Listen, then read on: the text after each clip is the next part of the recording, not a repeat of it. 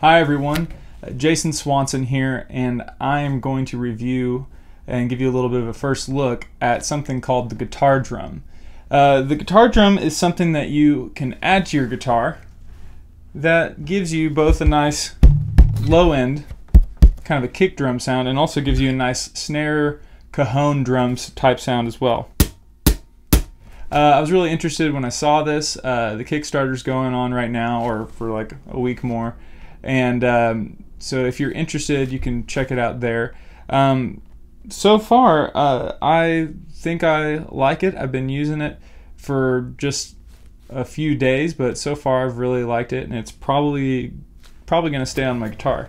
One thing I like is, you know, it has this low end sound, which is pretty nice. I've never really had trouble getting a low end sound when doing a palm hit right there, but I think this seems to be a little bit more of a dead sound. Sometimes on other guitars I have a really hard time getting a low end there, and sometimes it resonates too much at certain frequencies, like it doesn't give me a nice kick drum sound. I'll give you a little bit of a taste of what that would sound like, and I'll give you an example of it with just this mic right here, and also with the plugged in sound as well.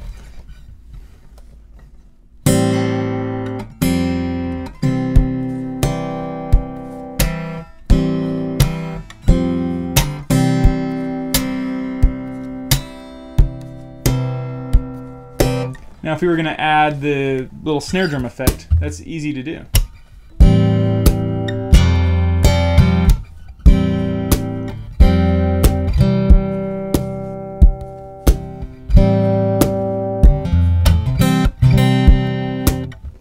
It's a pretty decent little snare sound.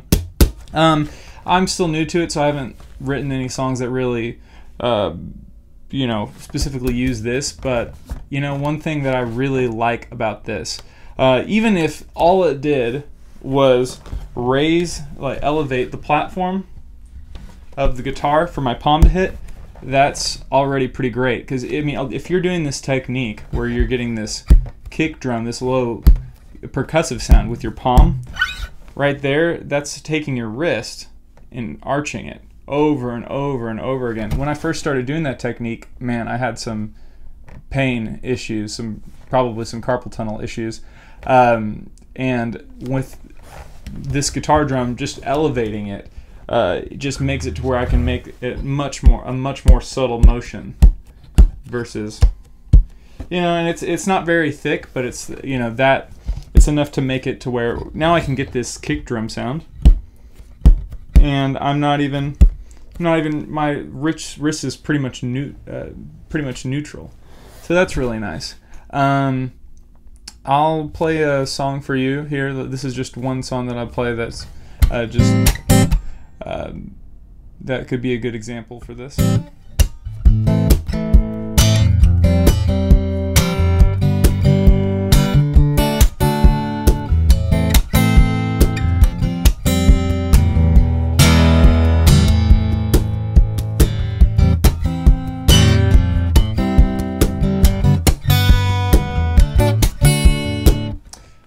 And here it is with just the pickup.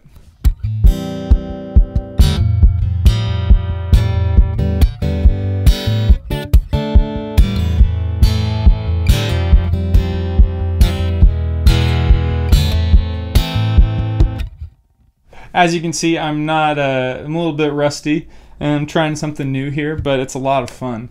And you know, even if you aren't comfortable doing the rhythm at the same time as when you're playing, if you don't want to, even before you start learning how to do that, you could always use this just for loop and just.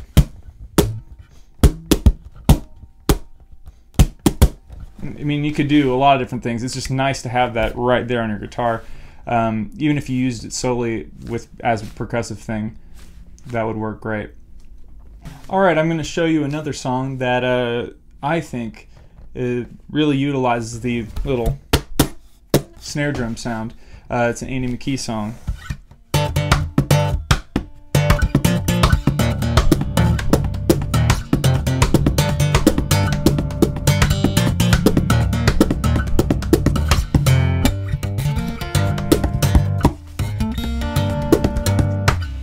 So that's me messing up, trying to do a little bit different, trying to hit right here instead of here. But I really like this sound I'm getting. That weird sound is from my strings, not from this.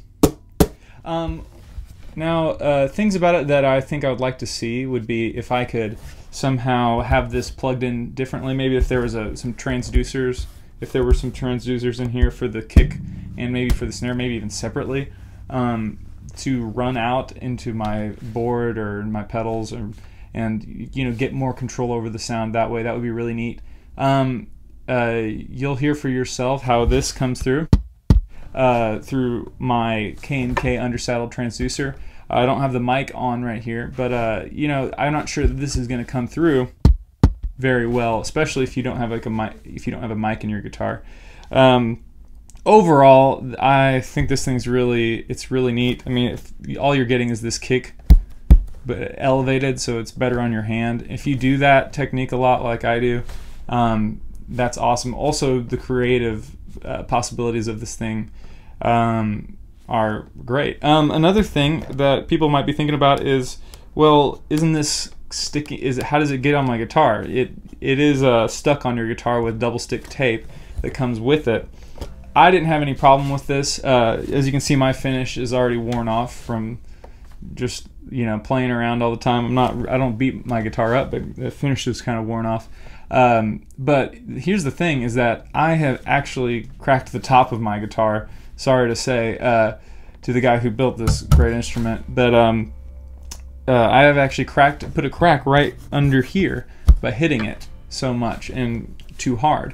With this, it's going to be protecting my guitar. So if you're hitting your guitar right here, especially if you do it hard and often, you know, this is a great protecting thing. And maybe the tape, I don't know if the tape is bad on the finish. It's probably not too bad, or you could probably move it around a little bit, or get it to be a little bit less sticky if you